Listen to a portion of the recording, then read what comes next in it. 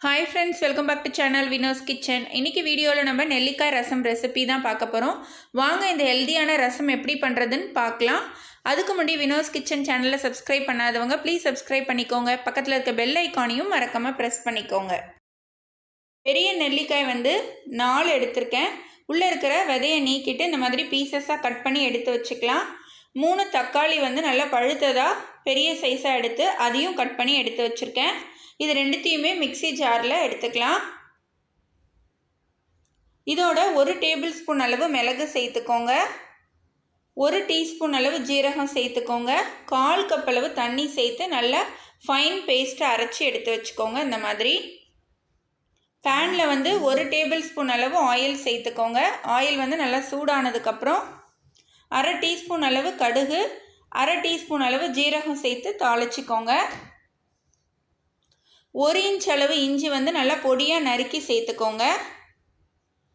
2 பச்சை மிளகாய்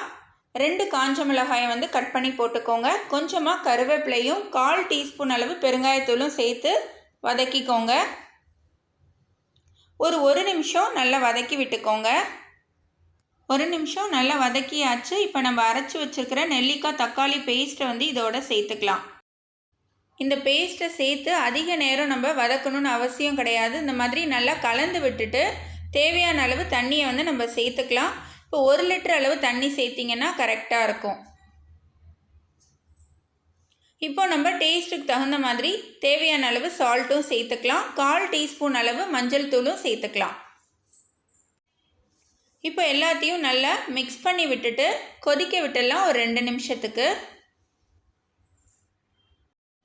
நெல்லிக்காயில வந்து விட்டமின் ஏவும் சியும் அதிகமாக இருக்கிறதுனால கண்ணுக்கு ரொம்பவே நல்லது ஹேர் ஃபால்லாம் வந்து கண்ட்ரோல் ஆகிட்டு முடி வந்து நல்லா வளரும் ஓரங்களில் வந்து நல்லா கொதிச்சு வருது பாருங்க இப்போ நம்ம வேக வச்சிருக்கிற துவரம்பருப்பு வந்து 1/4 கப் அளவு சேர்த்துக்கலாம்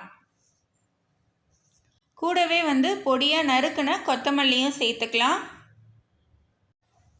நெல்லிக்காய் வந்து அடிக்கடி நீங்கள் சாப்பிட்டீங்கன்னா ஸ்கின் வந்து நல்லா க்ளோ ஆகும் போனுக்கெலாம் வந்து ரொம்பவே நல்லது ஹார்ட்டுக்கு ரொம்ப நல்லது இந்த மாதிரி நல்லா மிக்ஸ் பண்ணி விட்டுட்டு திரும்ப ஒரு 2 நிமிஷம் கொதிக்க விடுங்க நல்லா 2 நிமிஷம் கொதிச்சு வந்துருச்சு ஹெல்தியான நெல்லிக்காய் ரசம் ரெடி ஆயிடுச்சு இந்த ஹெல்தியான நெல்லிக்காய் ரசம் ரெசிபியை நீங்களும் வீட்டில் ட்ரை பண்ணி பாருங்கள் ரொம்பவே டேஸ்ட்டாக இருக்கும் உங்களால் டெய்லி வந்து நெல்லிக்காய் எடுத்துக்க முடியல அப்படின்னாலும் வாரத்துக்கு 2 முறை வந்து நெல்லிக்காய் சேர்த்துக்கோங்க இந்த மாதிரி ரசமாகவும் நீங்கள் வச்சு சாப்பிடலாம் உங்களுக்கு இந்த ரெசிபி பிடிச்சிருந்ததுன்னா லைக் பண்ணுங்கள் ஷேர் பண்ணுங்கள் எப்படி இருந்துச்சுன்னு எனக்கு மறக்காமல் கமெண்ட் பண்ணுங்கள்